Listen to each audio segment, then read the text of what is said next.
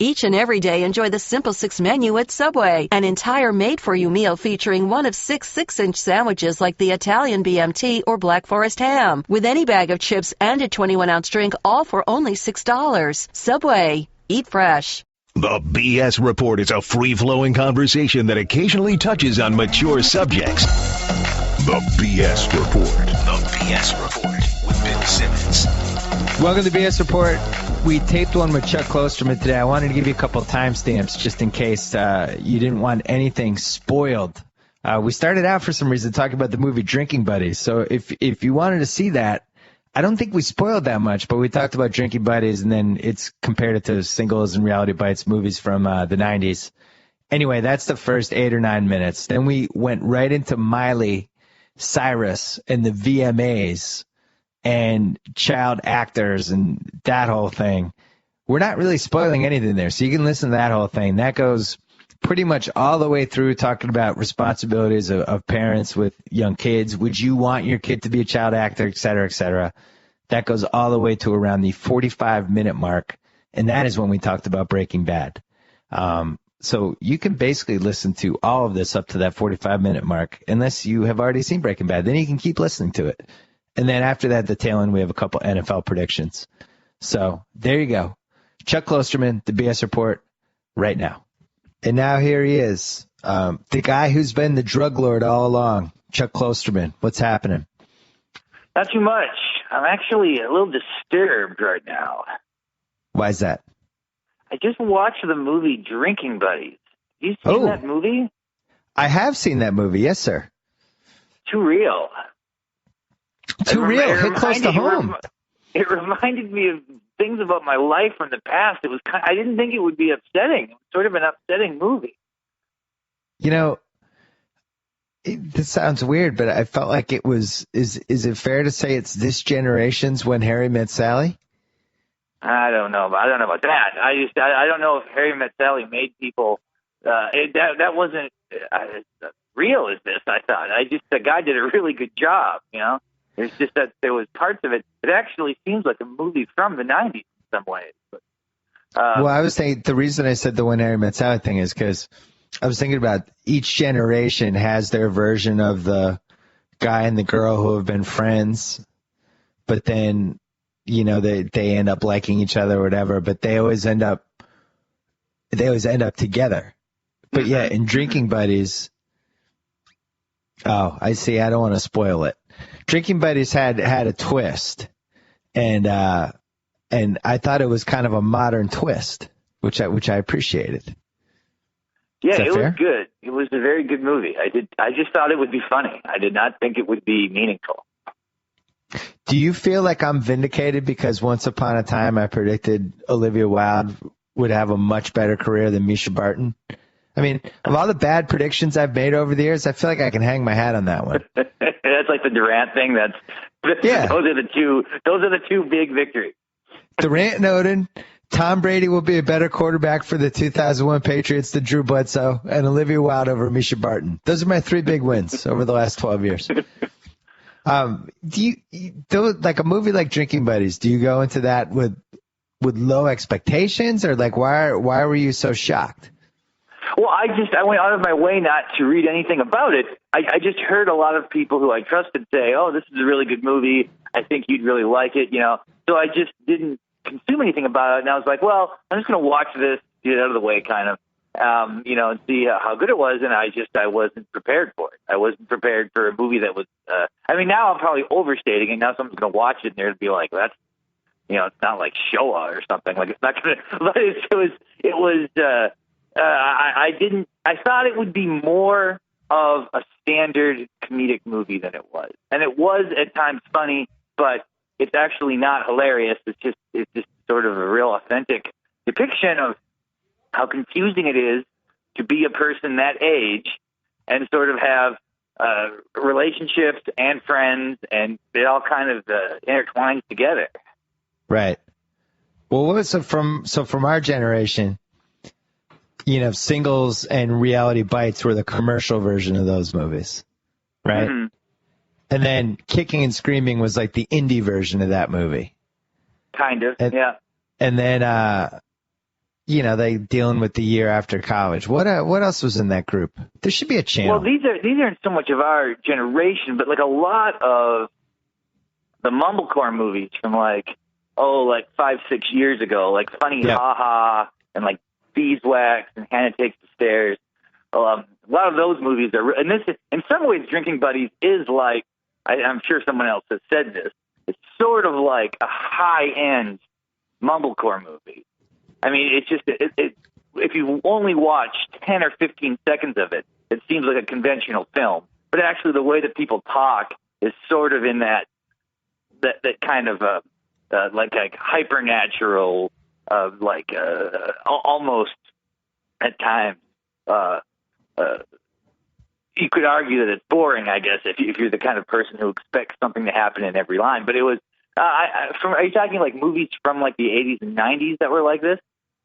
Yeah, I mean, when I say our generation, I'm talking about like, from that 92 to 97 sweet spot, like pre-internet, or before the internet took off, I should say, with all the music that was going on. And then I think Singles came out in the fall of 92. And then Reality Bites wasn't for like 18 months later. You and I. That was the spring of 94. There was a movie called Bodies Rest in Motion that was kind of in that same, I guess, genre. Yeah. You and I remember on page 2 way back when, I'm going to say in like 05, you and I think we argued about Reality Bites versus Singles and which movie, which types of people from that generation identified with each one, because usually people, I'm going to say who are between like 38 and 45 right now, identify with one movie between those two more than the other. Would you agree? Yeah, well, people definitely seem to always have a preference. I mean, when you watch Singles now, it is odd how old the characters are, because I saw that when I was in college, and I sort of identified them as being kind of younger people, but it's really just the fact that it has grunge music in it. I mean, like the main character is a city planner. Right. Whereas, Reality Bites really is like that seemed much closer to kind of the caricature of what people who were 21, 22 in the early 90s were like. I think now the conventional wisdom is sort of that Singles holds up better, but I still think Reality Bites is better. Well, it's funny. I don't know which one is more dated, but Reality Bites, like there's some really pointed Melrose Place jokes that if you're like under 25 and under there, I don't even know if you would understand those jokes now. Like it almost seems like the pop culture references of Reality Bites are much more dated, but the general overall Singles vibe feels dated. Like grunge music and whatever movement's going on in Seattle. It does seem like that there's less risk now of using references that could seem dated, because it's so easy to access that information now. If you're watching the movie at home with your phone and for whatever reason, something comes up that it's like, I'm not sure how to contextualize this. Like you can find it pretty quick. Yeah. Right. And also, I'm going to say Reality Bites came out in 94. I didn't really have, if you were making a joke about a TV show like Melrose Place, it was only with your friends and that was it, but you didn't totally know if everybody else was making the same jokes. So when you saw something like that in a movie, you'd be like, oh, like you almost felt you were fired up. But now it's like with the internet, you kind of know what everybody's talking about. Like I watched the VMAs, was flicking back and forth between a bunch of things, and Miley Cyrus came on, and she was a full-fledged lunatic. And I was 99% sure I wasn't, I was right on with how I was watching it. But if you go on Twitter and just everybody's talking about it, they're like, that's kind of confirmation that whatever you were feeling, other people felt that way. In 1994, you didn't have that. It was weird. You just kind of you weren't totally sure what other people were thinking. Like I remember I saw the Before Sunrise, by the way, is another movie that's in that whole, I guess that whole era. And I remember seeing that, and really liking it, but not being sure if it was too corny or how other people felt. You know what I mean? And at the time, you read your newspaper's review of the movie and maybe like Spin Magazine or whatever, and that was it, other than your friends' opinions. Now it's like you can solicit any opinion you want. I don't know if I like it more now or not. When the experience that you're kind of talking about, like not knowing and then later finding out, like you might watch a movie like, would have watched, say, Before Sunrise or something, and maybe not talked about it with anybody for months if you saw it by yourself, and then you run into somebody who saw the movie, and then a lot of times it's interesting to me how different the experiences were. Now it feels like because there's such an immediate reaction, it almost affects the way you think about it. Right. Like you're still sort of processing your feelings on something. And I mean, the Miley Cyrus thing is a good example of that. Like, I wonder what would have happened. Like, you're watching that last night, and you're like, this is insane. This is kind of idiotic, maybe.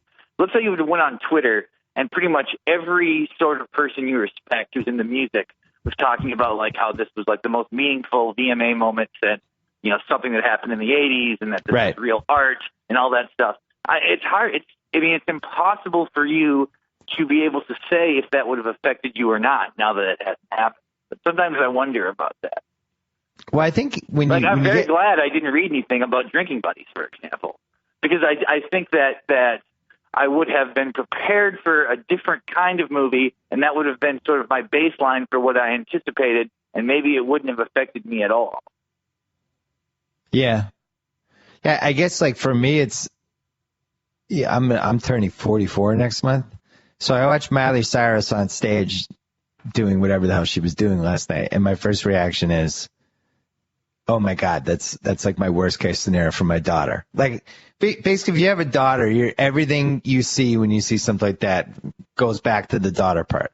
So I'm just thinking like, God, Billy Ray Cyrus, he failed. He could have done better. Why didn't he stop this? And then I'm thinking like, is she having a mental breakdown?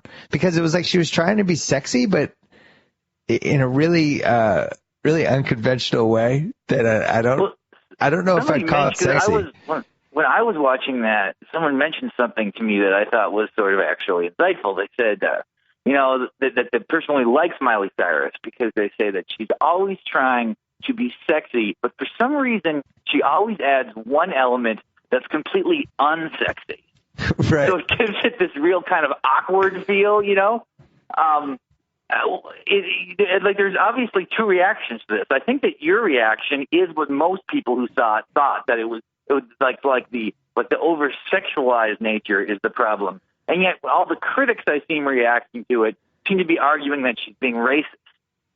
So it's like she kind of is being sort of criticized for two totally different things. But I guess it will probably be the most memorable clip from that show, I'm guessing. I don't think anybody will remember anything else. It was not a particularly good VMAs. I don't know what that even means. I don't know what a good one means, but I mean, like, it was. I didn't think, because I said last night was a complicated night for me. My NFL fantasy draft was last night during mine too. I had one of mine too. I was doing a fantasy draft while watching the VMAs in the Red Sox game. So I was taping Breaking Bad. I had the VMAs on because my phone kept dinging. I kept getting texts between like 9 and 10. So I would then look at the TV and just see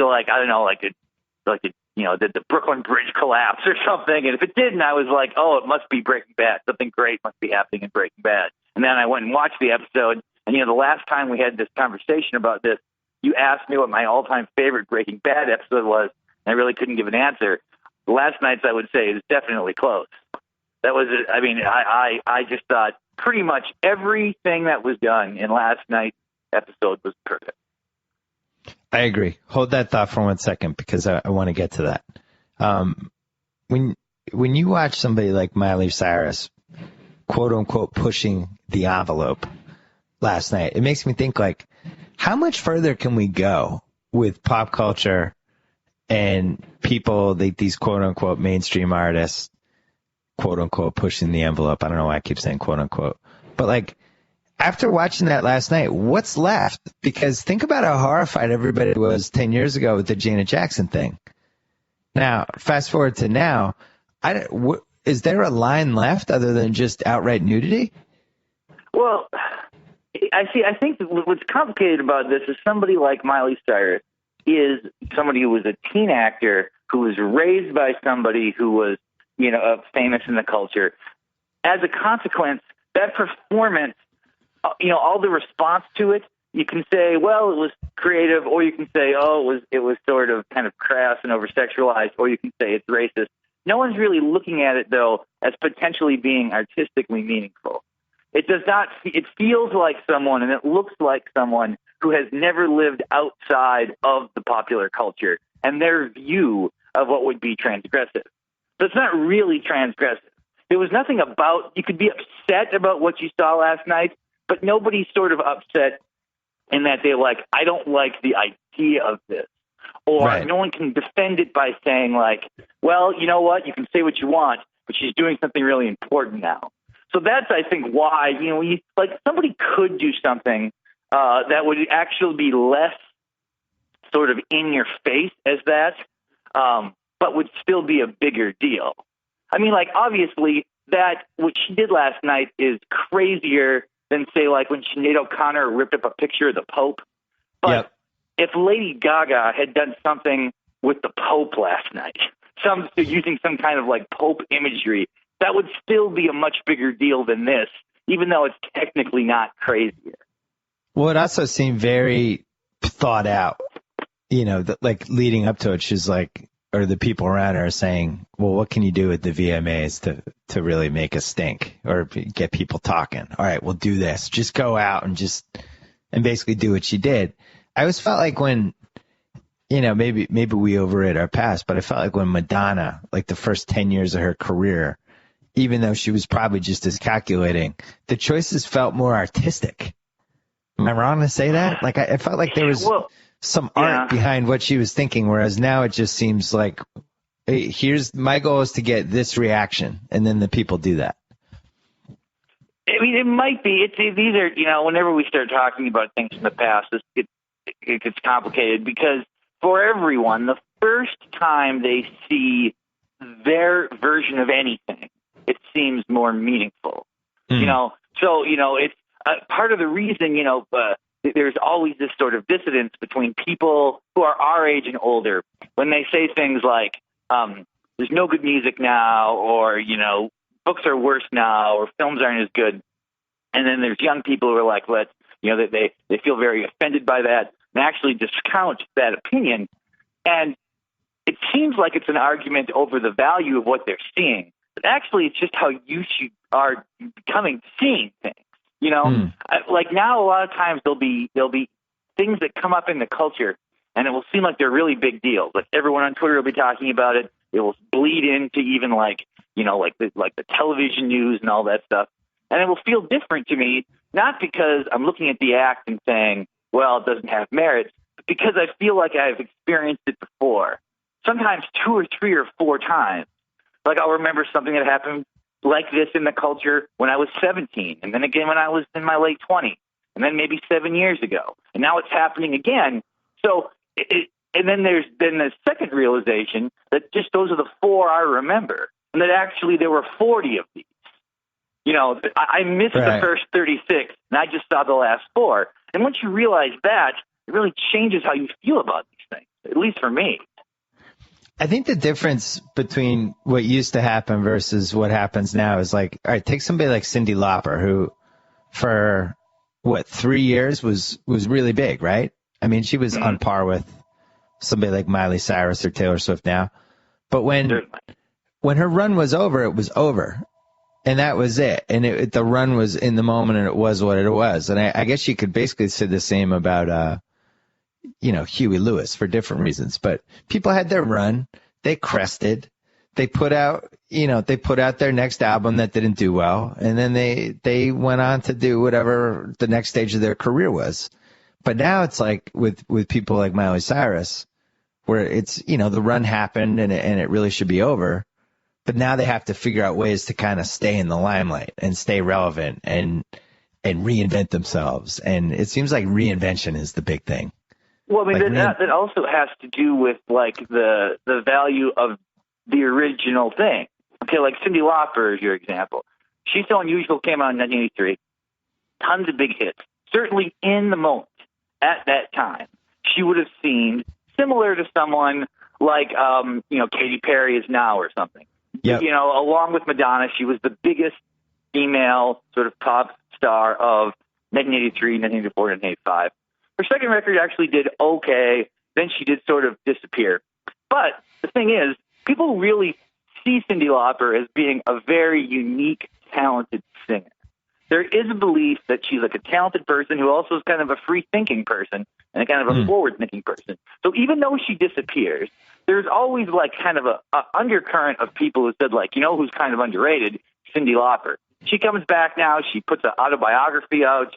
She's sort of a figure again. People at least know who she is because she hung around that long. And now people go back and listen to her first record and kind of reappreciate it. I don't know if it will happen with Miley Cyrus. I doubt it.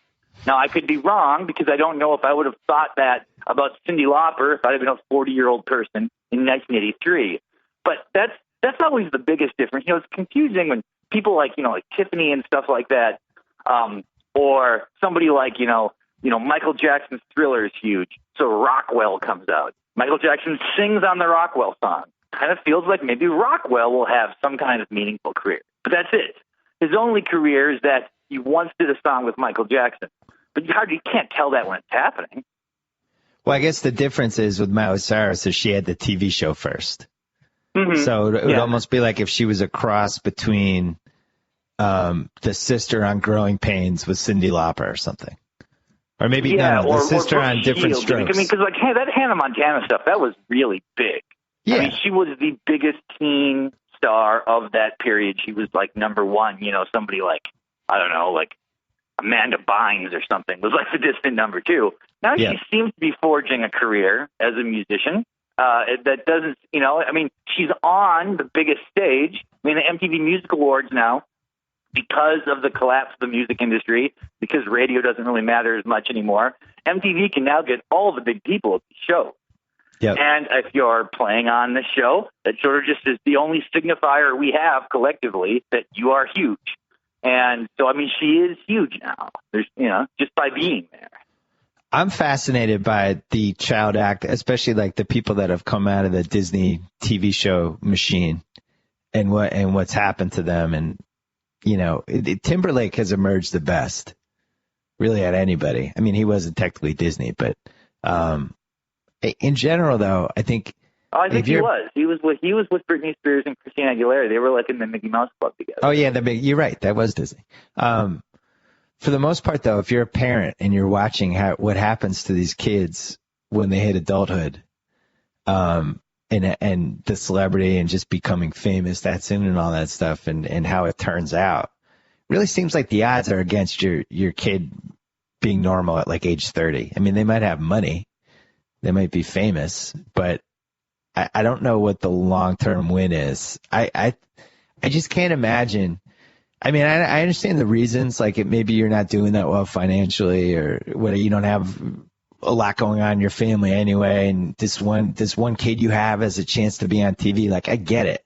It just seems like it's not going to turn out great. Like, the odds are against you. It's almost like I don't even know what the parallel is. Like going into professional wrestling or something. It's an interesting problem. Okay, like two questions. Okay, let's say your daughter started showing great talent at volleyball, to the point where people who watched her play volleyball were saying, like, she seems like she could be potentially an Olympic caliber volleyball player. Would you be willing to make the big commitment of letting her life be built around that? Letting her life be built around volleyball? Well, yeah, for the next 5 to 10 years, her principal thing, her life is going to be built around the pursuit of volleyball excellence, with the potential upside that she could be a world-class athlete at this. Yeah, see, I'm against that. You would not want to do that. I'm against the whole. I mean, this is just a personal thing. I'm not. It's not like I feel that strongly about it. Like I would disagree with somebody else who felt the other way, but I'm not a huge fan of kids focusing on one sport. And, the kids that are in gymnasts and figure skating for 4 hours a day when they're 8. I just don't totally get it. Here's the X factor. What if she loves it? Right. And what if she loved acting?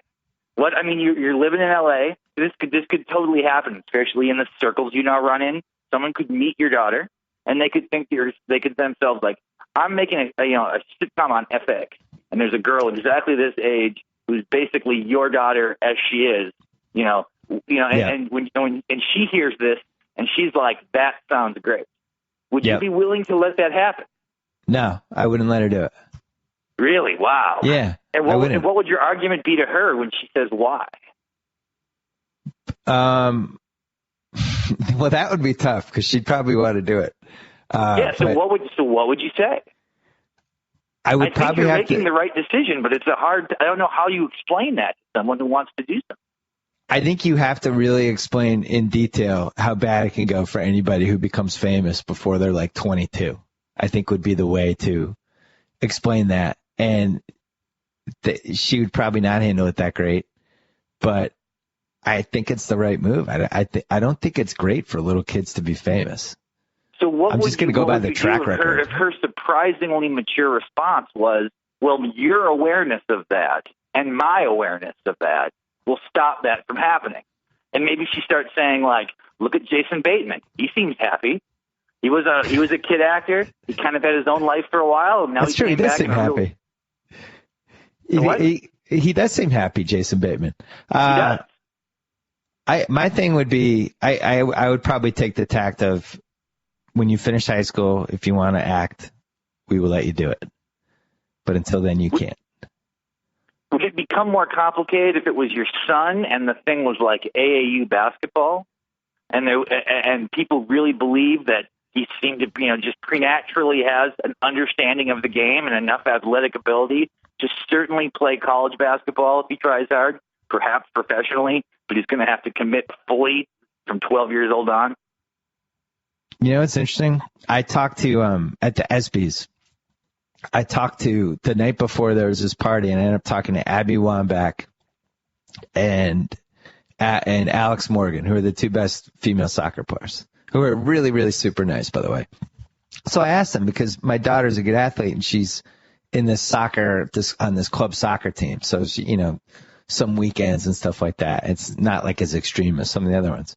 But I asked them, what did they do when they were growing up? What sports did they play? And both of them said the same thing, and they were really passionate about it. They said, do not concentrate on one sport. Play as many sports as you possibly have your daughter play as many sports as she possibly can. And then both of them said they didn't stick to soccer and cancel out the other sports until I think they were 14 or 15. And actually, Abby Wambach said she was really good at basketball. And she thought one of the reasons she was so good at headers was because in basketball, you're looking at the ricochets of the backboard or the rebounds off the backboard. And she thinks that's why she's so good at headers, because she loved rebounding in basketball. So I thought that was really interesting. And if you talk to most people, almost everybody seems to feel like specialization is not a great thing, because it can also burn the kid out on the sport too. You want your kids playing everything. And also it's just sort of like, this is another thing about our age, that I really feel that we fondly remember the period, even if we weren't the actual person who did it, where like the best athlete played quarterback in the fall, point guard in winter, shortstop in spring, But for that to happen now, unless your kid is such a over-the-top superstar, you then have to go to a really small school. And, I went to a really small school, and I wonder sometimes, was it to my detriment that, I went to a school with, 80 kids in the high school. So there were no foreign languages. There was no calculus. There were all these things that I didn't have. Now, on the upside, I was able to do all these things in a way that I could have never done if I'd have went to like a larger, urban school. But what's more important? And then you're almost putting sports above everything else. Yeah, that's not great. This is something, you don't have kids yet, but this is something that I'm just getting into this world because my daughter is like a little older than 8. And so, kids in the school or whatever, some kids like are really into gymnastics or tennis or whatever. Gymnastics is interesting because I remember she was in a gymnastics class. I think she was like not even 6 yet, and she was really good at it.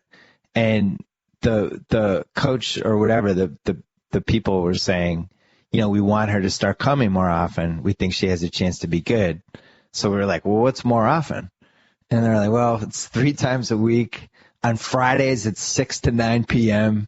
And then it's this much money. And we're thinking like, are you crazy? Like, my daughter's probably going to be like 5'10". She's not going to be an Olympic gymnast. Like, why would we do this? It just seemed absolutely ridiculous.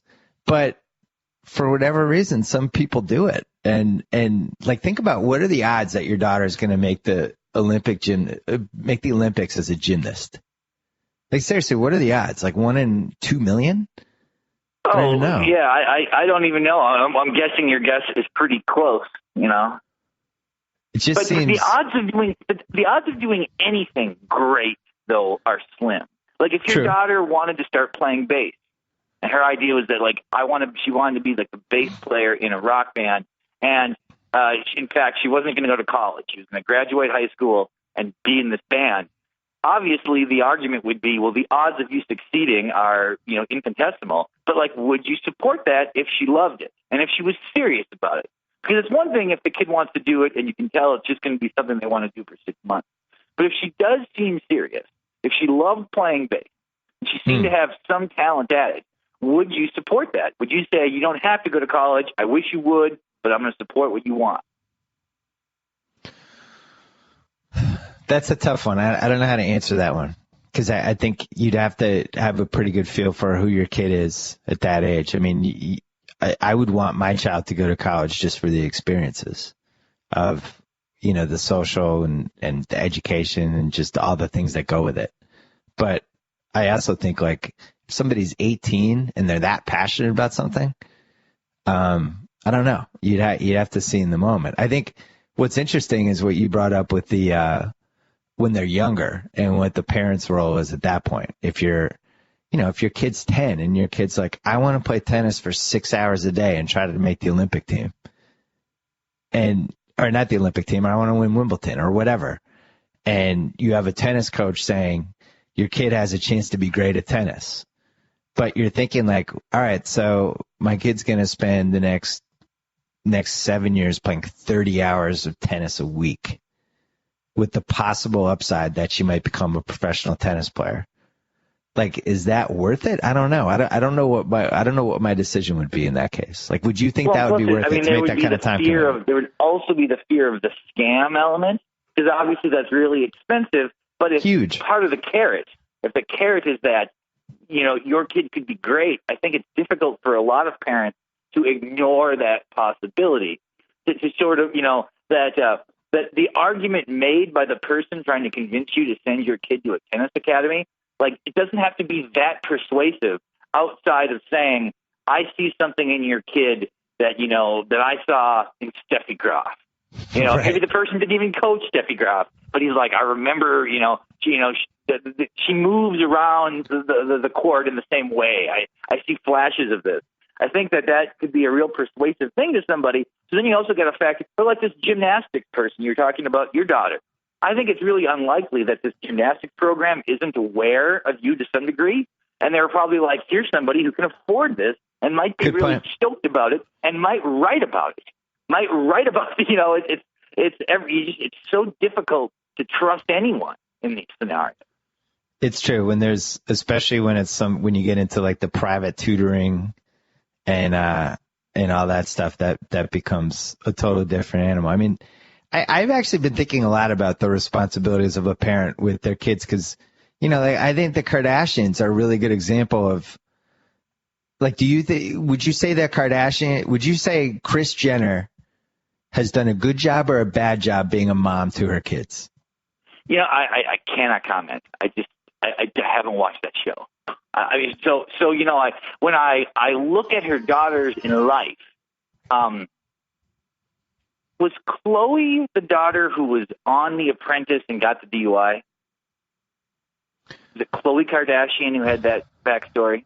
I don't remember. Well, if it is, she actually seemed like, to me, surprisingly well-adjusted person. You know, I in the little experience I had watching her, it seemed like she did an okay job with her. Like Kim Kardashian, I mean, I don't know. You don't want to judge people. You don't want to say, well, okay, she made a pornographic film essentially for publicity. Does that immediately negate the quality of the parenting? I don't know if that's true, but I don't know enough about that family. Because, like, you know, what's going on with Lamar Odom this weekend? Yeah, I saw that. You say what you want about the NBA drug testing program. It's certainly not fantastic, but they do test these guys 4 times a year and 2 times during the summer. Like, I would think if Lamar Odom really had a cocaine problem, as is being intimated, I would think he would have failed one of those tests. And I know he acted erratically, but I think he would have acted a lot more erratically these last 2 years than he did. He was a pretty good player in the Clippers. Plus, he was heavy. Don't you lose weight when you have a cocaine problem? I mean, he had sort of a strange upbringing. I remember when he was at Rhode Island, he was all like, you knew about the other stuff as much as you knew about his playing. He then had a lot of bad things happen in his life. Didn't he have like 2 people in his life die? Yeah, and then there was a limo accident where they saw somebody die right in front of him. I think he's just had a ton of tragedy, and he finally snapped. I mean, the way he played in Dallas, now that hurt his case. It did seem like something was happening there, right? Right. There was he was definitely having, at least you could say, an emotional meltdown. And I mean, the drug testing thing is confusing because, like, cocaine leaves your body pretty fast. I mean, like, if you smoke weed every day, it can be in your system for 11 weeks. Cocaine is, like, I believe, like 72 hours. So it would be possible that a smart person with a cocaine habit could beat testing simply if they had any understanding when the test might happen. If he's smoking crack, though, it means he's actively looking for, the downside. But anyway, I feel bad for him, and it made me think, like, I guess that's one form of parenting. The little I know about him, it seems like he's a pretty good dude. Or is that not his reputation on the inside? He's one of those beloved teammate guys. I think he's got a lot of personal problems, but I also think he's one of those, like, sweet guys that people feel bad for because he's so nice and he's had such a tough life. I know that even, like, when he screwed over the Clippers in 2004, and he signed with Miami, and this was after he had told the Clippers he was coming back, or it was 03 or 04, I can't remember what year, but and he'd really, told people he was coming back. And then changed his mind and took this Miami offer because something funky happened. They ended up getting more cap space. But even then, the Clippers, the people that work for them couldn't stay mad at him because he's apparently a really sweet guy. Let me ask you this. What does the phrase hardcore recreational drug use mean to you? That would mean to me that people do drugs recreationally most of the time they're partying. I just think I don't think those 2 words make sense in the same sentence. How can you be a hardcore recreational drug user? What does that even mean? I would say that Keith Richards was a hardcore recreational drug user. Also, I think it seems the hardcore part tends to indicate that you're doing hard drugs. You're doing coke, doing heroin possibly, you're doing possibly meth. That it might have to do with the class of drugs you're involved with. But see, I look the other way. That it's not interfering with whatever is you're ostensibly doing in life, whether that be whatever your job is, that you're able to do that.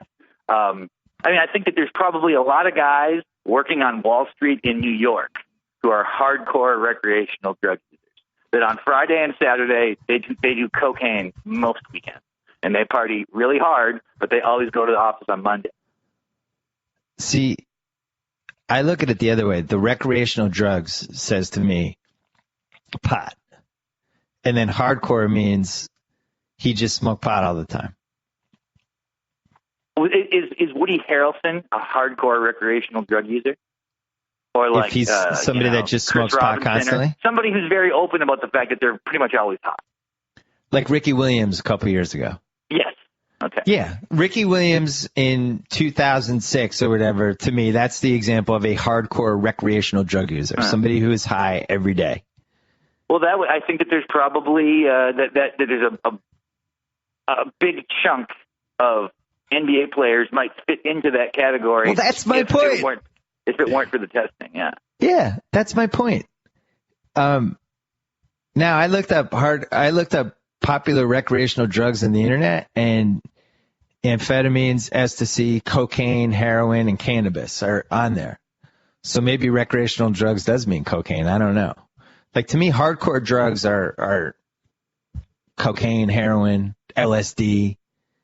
I would think those would be hardcore drugs. Recreational sounds more fun to me. Maybe I'm just looking at it wrong. And there's things that always kind of change the bar. Like, I was watching this thing the other night on the internet about this drug, crocodile. This drug in Russia. It's like hot. It's cheap. It's like a cheaper, more potent version of meth that apparently is popular sort of in like the decayed part of Russia. And it's actually like the first time you read something or kind of watch the people involved with it, that like, well, okay, so these were people who were like using meth and heroin, and they were like, no, got to go further, not enough. So that changes the bar then. That moves everything down or up a peg, depending how you look at it. Yeah, that sounds like a hardcore drug. Well, anyway, I'm sure the facts will come out. Like you see wounds on, like, for some reason it makes seems to create physical wounds in people's extremities, like open sores. It's just oh my God. Yeah, look it up. I think there's actually a Vice documentary about it. This is yet another reason why we need the drug channel. There should be a channel about drugs. We'll just go over there and see what's on. Speaking of drugs, the reason I called you was Breaking Bad, but now we're 45 minutes in and we haven't even talked about it yet. You thought that was the best episode last night. Well, it was a great one. I mean, I thought that the opening sequence where Todd is talking in the bar, that really reminded me a lot of like, remember in Reservoir Dogs when they're teaching Tim Roth how to tell the story to convince people he's actually a pot dealer? Yeah. You got to learn. It's like that. It sort of reminded me of that. I thought the whole thing with the videotaping of this false confession, I just thought that was so good and so well done, and in fact makes a shockingly compelling case if you were the person, if you were to deliver that to like the authorities. I think it's interesting how Skylar has also made this decision where pretty much she's cutting ties with her sister entirely. She's willing to end that relationship in totality. And then all the stuff with Jesse was good. When they go out in the desert and they're by the car and they're standing around, I thought that like Jesse did what I love whenever characters in films or movies do, or television shows do this. Or at one point he was like, we're having this false conversation. What's really going on here? You're going to kill me if I don't agree to this. Right. So like that's really what you're saying. The reason we met here is because you're giving me this option for my benefit that if I don't take, you're going to kill me. When he realizes that Walt killed that little boy, that was a little nebulous how he would put that together. But the way they film it makes it very clear that this is a recognition of the past. Like, even though I was like, but it really makes sense that if someone stole the bag of weed off you, and you had a pack of cigarettes, you would put it all together. I'm not really sure, but the way they shot it makes it clear. I would think that would be clear to someone who just started watching the show this season, that he was realizing something from the past. So I thought the whole thing was great. Yeah, that was the one semi-dicey part of it. And I know Sepinwall in his recap today added a whole section on why that wasn't as confusing as it might have seemed. But on the other hand, if a lot of people watching it are confused, then it had to at least be a little confusing. I mean, I understood it just because I watched the entire show in April, May, and June. So, it was still fresh in my mind, and I got it. The reason that I would say it was so successfully done is, I mean, this is like a strange argument, but it's true. You figure out, you go in knowing that Walt has done bad things, even if you just started watching this person. And they just present it in a way that without using, I don't think they use flashbacks. Maybe, do they use flashbacks in that? I don't think so. No flashbacks. It's just a bunch of quick shots of Jesse like hitting his pockets and like looking distraught. and you can just tell that he has remembered something or put something together, connected these dots. And that's like, that's these shows that are kind of inherently confusing.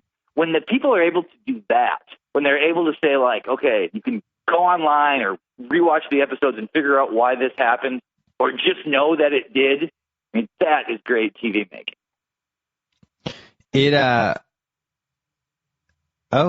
As we're talking, Lamar, an ESPN.com news service story broke about Lamar Odom, saying free agent Lamar Odom is in a Los Angeles hotel where friends are trying to get him help for an unspecified drug problem. Ah. Wow. Well, that's sad. That's too bad. I think he had. I remember he had issues way back when, but man, I find it hard to believe somebody could have a drug problem and play 82 games a year for an NBA team. Maybe I'm naive. Well, it's confusing, though, because I feel like we've had other conversations where you've sort of ridiculed the NBA's drug testing policy. But more for PEDs and stuff. But for just like drugs, you think that's pretty good? It's successful, pretty successful. Well, put it this way, like when I was researching my book, and, especially the cocaine era, which was basically from 77 through 86. And there was a pattern every time it happened, like guys just missing practices left and right and showing up 3 hours late for shoot around and acting erratically and asking out of games halfway through the games. And everybody knew if somebody was one of the guys, like, oh, that guy's something weird's going on. People he hung out with, getting caught in certain situations or downtown in the wrong spot. I think nowadays, especially with how famous NBA players are and the internet and cell phones and all this stuff, wouldn't it be much harder to have a drug problem? It seems like it would. It also seems like the level of competition in the NBA has also elevated to the degree where it would just, could you be able to compete regardless of your skill set, I don't know. Yeah, I didn't mention the person's name, but there was one player from that era who was famous for being able to do coke and then play well. Yeah, I know who you're talking about. It was part of his resume. It was like, oh, that guy, he's the one guy who can go out there and do it. But it's weirdly understandable when you think of his skill set. Yeah. Anyway, so back to Breaking Bad. I thought it was just a phenomenal Jesse performance. And I kind of miss Jesse. I miss that Jesse, the righteous, kind of reading the situation, figuring everything out Jesse. And I kind of thought he was gone. I thought that was part of the seasons. They were kind of killing him off mentally, and then but then all of a sudden Jesse springs back. And because he was almost like just spaced out there for these first 3 episodes until this one. I felt like he was having had a mental breakdown. But then, as you said, that was such a great scene where he's like, let's get it out on the table. It was in the argument for best Breaking Bad episodes ever because you had a bunch of different moments in that episode that were holy moments, right? Like when he's out in the desert and he's like, no, we're going to get this out on the table right now. You're going to kill me if that was amazing. The part when the whole dinner scene at the Mexican place, followed by them, just no idea what was going to happen in that scene or where it was going, and then followed by the DVD. I did not see that coming even one iota. Did you? No. I mean, I didn't. When I saw that he was going to make some kind of confession, I did not think he was going to confess to all these crimes. It just didn't seem. I thought it was going to be something. I didn't. I mean, it's once again, what's great about this is, in retrospect, it seems like the obvious move for him to make there from a purely pragmatic way. But I didn't see it coming, I guess. I mean, they're really raising the stakes on the show, man. There's got to be one of these 8 episodes, right? It has to just be them, just sort of like a preparatory episode, like an episode where we're just getting ready for something. But it's not like that. They just keep going. Like every one seems slightly more important than the last. I don't know how they're going to. I mean, if they pull this off, that these last 8 episodes are all like nail biting episodes, that's really going to be incredible. Yeah, the other whole moment was when Walter realizes that Jesse knows now, Saul calls him, and then Walter goes to the car wash, and now at that point you're thinking like, uh-oh, Walter and Jesse are going to have a fight in the car wash? Like, what's going to happen? And then it cuts to Jesse breaking into Walt's house and pouring gasoline everywhere with a crazy look on his face. And then all of a sudden, end credits. And it was like one of the all-time cliffhangers. You know, if you're watching that, if you're binge watching that on Netflix a while from now and you've never seen the show, and it's like 3:30 in the morning and you've said, no, this is the last one, and then you see that moment, there's no way you're not watching the next one. Oh, totally. You just have to. Totally. There's zero, wild horses could not drag you away from Netflix. But you raised an interesting point, though. I don't know if this is the greatest show of all time because I want to see how it ends, and I do feel like the way something ends should affect that. I mean, it's certainly on the short list for me. It's in 7 or 8 greatest shows ever. The one thing it does have a chance to do, like indisputably, is to become the greatest last season ever, like the greatest walk-off homer of a season that anybody's ever had, because all the great shows, regardless of whatever you think they are, by the time they got to the last season, either they were kind of limping along, or the last season was a couple episodes longer than it could have been, or had great moments and bad moments. We're now like 3 for 3 with incredible episodes, and there's only 5 left. And I don't know if this is the case, but it seems this way to me. I feel like in a lot of the other of the shows that we always talk about in these conversations, the end of the show was sort of for the creator of the show, almost as if like the creator of the show and his or her writers sat around and they were like, the show's been important. I know people love it, but we need to end this for us. So we need to end this the way we want. And Gilligan is doing the opposite of that. Gilligan seems the most aware that like the perception of this show is going to be sort of how the hammer falls at the end, and he's doing it totally for the audience. Which, part of me is like, I don't like it when an artist worries that much about the way something is being perceived. But I guess as a member of the audience, man, is it better, because there's nothing self-indulgent or narcissistic about the way he's ending the show. He's doing it purely for the consumer. And he's aware that the consumer is judging him on how well he succeeds at that. And I don't know if the other shows had that level of awareness. I think you could argue that the Lost guys put so much thought into that they actually overthought it. But at the very end, when it came down to the very end, it was almost as like, look, there's no way we're going to be able to satisfy people. Let's try to satisfy ourselves with as close as a finale as to what our initial inception of what this would be. Maybe I don't think it's flawed, but like if we pull this off and we do a good job, we'll be happy. But because they didn't really pull it off, and because they got hammered for it, I think it still bothers them. And it seems as though Breaking Bad is doing the opposite. That Breaking Bad is almost like the utility of these shows is to make people love them, and that he does not seem particularly concerned over like I think his big thing was just having this character go from good to bad, and he knows he succeeded at that. Everyone is aware of it. But so how it really ends, I think he's looking at solely the person watching it. I don't know what happens next. I know that with only 5 hours left on the pace we're on, it's really hard to think that this is going to be anything other than incredible.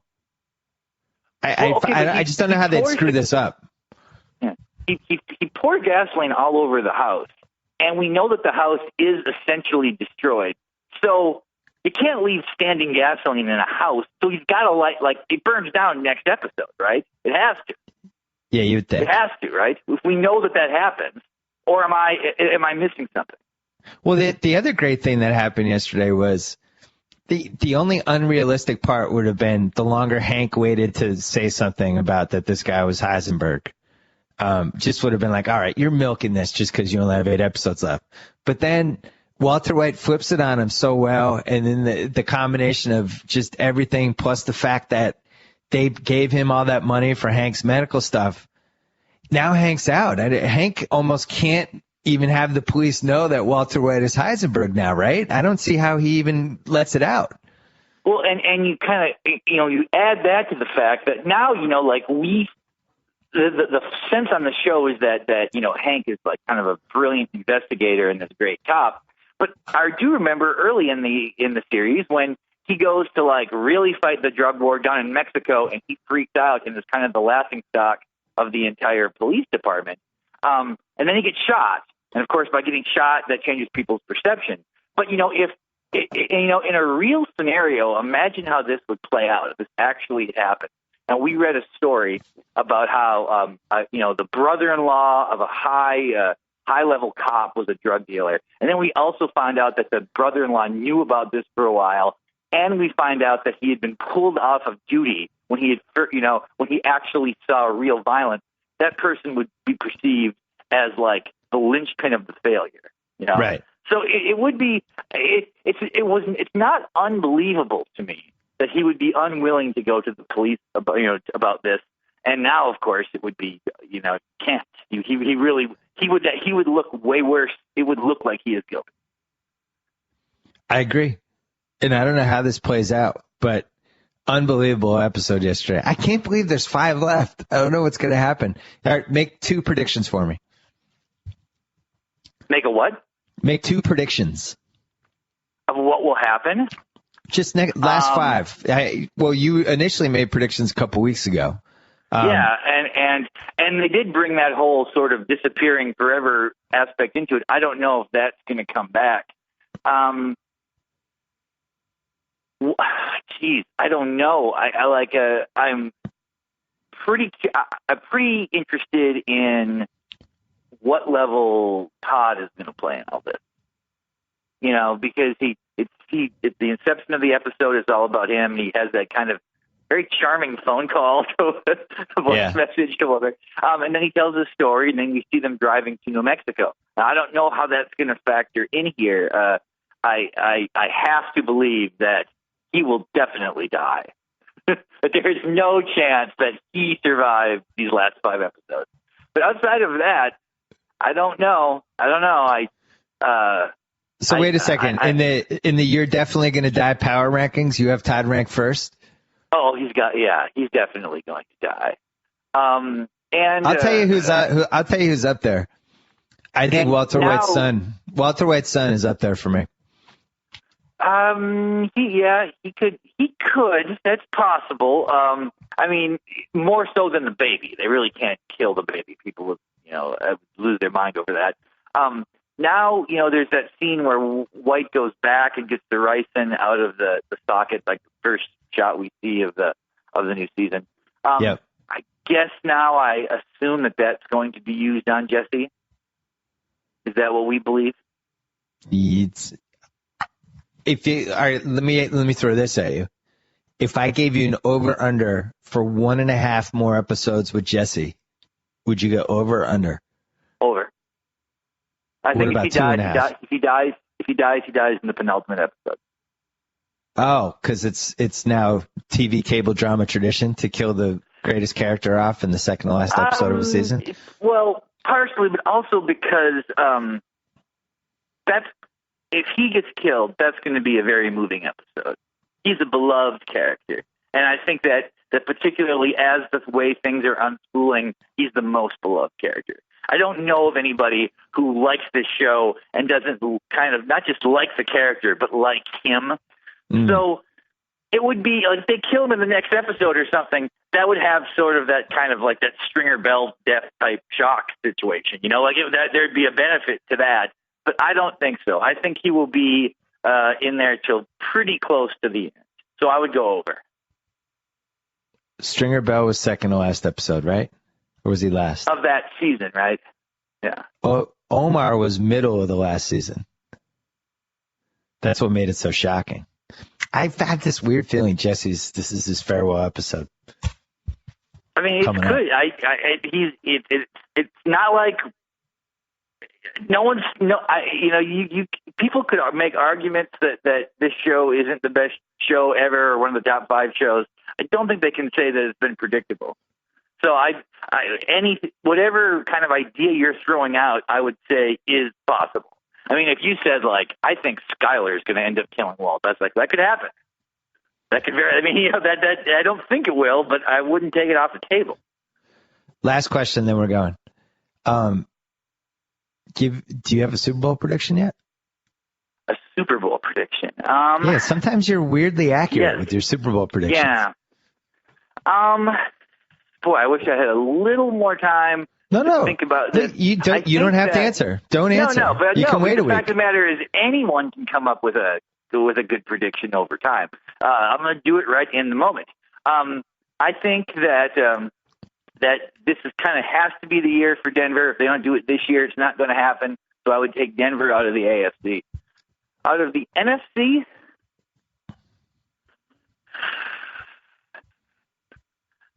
I think one of two things will happen. Either New Orleans will play extremely well this year and go 13-3, kind of be the best team in the NFC all year, or they will be 9-7, 10-6, and it will be a totally up for grabs thing. And that it will be one of those years where going into the playoffs will be like, oh, it's really exciting. 4 teams would come out of the NFC here. Have you made your picks yet on this? Have I missed that? I'm still doing the research. The Percy Harvin thing really screwed things up for me. I was all ready I thought Seattle, it just had all the makings of this would be the year. They made the gradual. They were in the mix last year. They were right there. Now they add Percy Harvin. Russell Wilson, second full year. I just liked everything about that team. And then it's really hard to lose your first round pick and just not get anything out of it.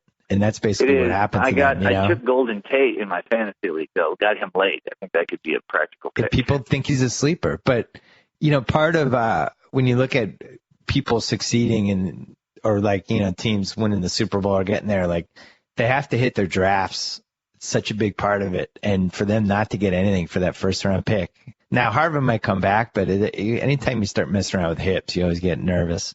Plus, that team's had so many suspensions. Who is the favorite in the NFC right now? It's the Niners. The Niners again, not Atlanta? Niners, Atlanta. I think Niners over Atlanta. I haven't seen the odds lately, but I think people seem to feel like it's Niners, Atlanta, and Seattle. And then Arizona's the big sleeper team. They're the team that everybody's picking as a dark horse to this year's 10-6 dark horse that comes out of nowhere.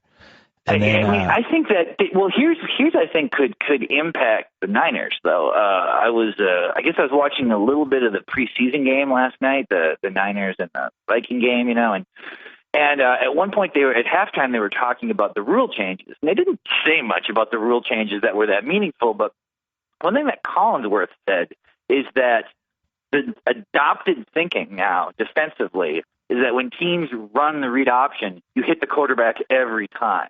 Yep. And, and the question was, how do you protect quarterbacks? How do these rules impact that? But, there should be no extra protection on the read option. I mean, there are 2 guys who are going to carry the ball, and one's the quarterback. He shouldn't be extra protected. So if they enforce the rule as it actually is written, I think a team like the Niners, who are so dangerous because of that, because he's so fast and he just adds that extra dimension. If you remove that dimension, and you make him throw more, who's he going to throw to? And you think Bolton's going to have a big year? I don't know. I mean, they're going to play Vernon Davis at wide receiver? I'm not sure about that. So I wonder if that is the case, if you can really hammer the quarterback on the read option, I wonder if that's going to move sort of the advantage back to Green Bay and New Orleans and who have these more conventional attacks. So you think that year the 85 Bears had that 4-6 defense and nobody could figure out how to stop it, and then all of a sudden people figured it out and that was it. And then because the thing is, if you take my suspicion that makes the read option so effective for many reasons, but one of them is that it creates this kind of extra preparation time for defenses. But if your preparation time is that we're just going to play this with the base front straight up, and when you see the quarterback, whether he has the ball or not, hit him in the face. I think that really cuts down your amount of preparation time. Because you're just sort of simplifying the way you're going to deal with it. You're like, well, okay, if he reads it right, he might burn us, but it's only going to happen in the first half, because by the second half, he will not be there. And I would be wary about people drafting Kaepernick in fantasy leagues for that reason. I think that not that he's going to necessarily get hurt, but I feel like that's going to be, to a degree, removed from the playbook. We're not going to see that as much this year. The league does have a tendency to figure out these gimmicky things. I guess the difference is when it becomes harder and harder to take cheap shots at people with all the rules and being able to throw over the middle without somebody headhunting and all that stuff. I do wonder how the offenses just seems like it's going to become more and more impossible for the defenses to catch up. So even if they do figure out to hit the quarterback, then there's some other wrinkle. The fact that they can use the whole field now to throw to everybody and guys can go over the middle without worrying about being decapitated does feel like it's changing the sport a little bit.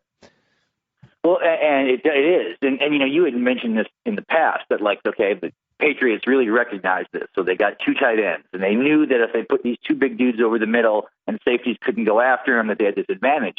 But now their tight ends have kind of disappeared. And really, it's just the Saints who have this great tight end. So if this is a situation where you can really take advantage of these kind of relaxed pass defense rules, the Saints might be the one team who can really exploit that. Because there's a pretty big gap between. On the flip side, though, that didn't work in the playoffs for the Patriots because year after year, they'd get to the playoffs, and then these teams would be like, all right, let the guys catch the ball in front of you and then just crush them. So teams were giving up these 7-8 yards and going after them. I feel like the Ravens made the decision last year in that playoff game, like we're all going to pay each other's fines because there was some of the all-time headhunting going on, and it was uncharacteristic of the way the game's played there in the regular season. So it does seem like you need to be able to throw the ball deep too and get those big 40-yard plays every once in a while. And that, if you look at the guys the Patriots drafted and the people they're using, I wonder if Belichick would have shifted away a little bit from that tight end thing anyway. I don't know. We'll never find out because we might never see either of those tight ends again. I know you're going to get going here, but I am curious. How many wins do you think for the Eagles this year? Oh, for the Eagles, I'm bullish. I have a very specific Eagles prediction. Let's hear it. They're going to start the season 3-0. They're going to then lose 5 games in a row, and over the last 8 games, they're going to go 6-2 or 7-1. Oh, and possibly sneak in. They're going to start 3-0 because it's going to be confusing. Teams are going to be confused by the speed they're playing and some of the plays they're calling. There'll then be this period where they'll kind of figure it out and take it away, and it will seem like Chip Kelly's in trouble. But then they'll sort of galvanize, and over the last half of the year, they may be the best team in the NFC. I'm very bullish on Chip Kelly. I like out-of-the-box coaches in the NFL. I think it's the one sport where they can have the biggest impact. And it does seem like there's a track record year after year. There's always the one coach that comes in and has a huge impact. More importantly, they're going to be fun to watch, you know, and I like having Andy Reid in KC. I like having Andy Reid in the league. We can make jokes about his shortened yardage. Like, it was a big win all the way around. The Chip Kelly, Andy Reid going to KC. They'll probably go 9-7, and then they should have gone 11-5. Like, I'm excited for it. All right, we got to go. Thank you for your time, as always. You bet, man. We'll talk to you before the end of what might be the greatest final season ever, Breaking Bad. Chuck Klosterman, thank you. Bye-bye. So I get to sign off. Whoa. Thank you for downloading the BS Report with Bill Simmons. Too much fun. Check out more podcasts at the iTunes Music Store or at Podcenter at ESPNradio.com. Peace out. Gotta say, Golic, great call on grabbing Subway for lunch and getting guacamole on our subs. Told you this new guac really amps up the flavor. Yep, something adding up things can be great. Guacamole on your sub, a new co-host to replace you. What was that? Oh, no, nothing. Subway now has deliciously rich new guacamole made from ripe Hass avocados with just a hint of garlic, onion, and jalapeno. Discover how new guacamole turns up the flavor on any of your freshly made favorites. Subway, eat fresh.